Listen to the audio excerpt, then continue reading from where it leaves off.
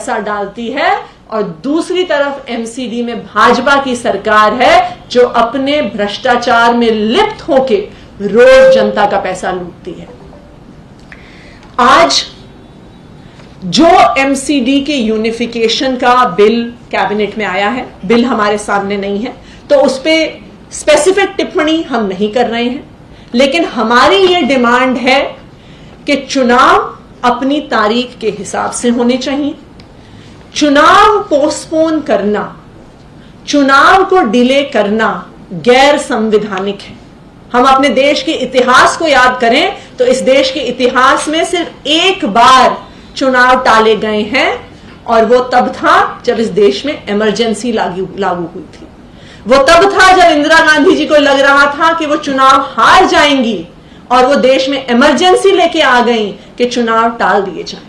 और आज भाजपा भी वही करने की कोशिश कर रही है, क्योंकि उन्हें पता है कि वो चुनाव हारने वाले हैं तो वो चुनाव को टालने की कोशिश कर रहे हैं। लेकिन आज ये इसलिए जरूरी मुद्दा है, देखिए चुनाव आज हो, 3 महीने बाद हो या 6 महीने बाद हो, चुनाव जीतने तो आम आदमी पार्टी नहीं है, क्योंकि दिल्ली की जनता अरविंद केजरीवाल को एमसीडी में चाहती है। ये चुनाव को स्थगित करना इसलिए खतरनाक है क्योंकि आज एमसीडी में चुनाव हारने के कारण भाजपा एमसीडी का चुनाव स्थगित कर रही है। दिसंबर में गुजरात का चुनाव है।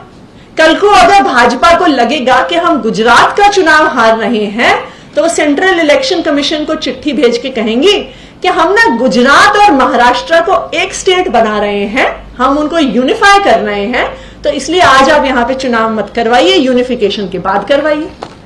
कल को अगर भाजपा लोकसभा का चुनाव हार रही होगी तो भाजपा चिट्ठी लिखेगी स्टेट इलेक्शन कमीशन को कि हमें कॉन्स्टिट्यूशन अमेंडमेंट लेके आ रहे हैं, हम भारत को एक पार्लियामेंट्री फॉर्म ऑफ गवर्नेंस से एक प्रेसिडेंशियल फॉर्म ऑफ गवर्नेंस में लेके आ रहे हैं, तो जब तक हम संविधान को बदल नहीं देते हैं आप चुनाव मत करवाइए।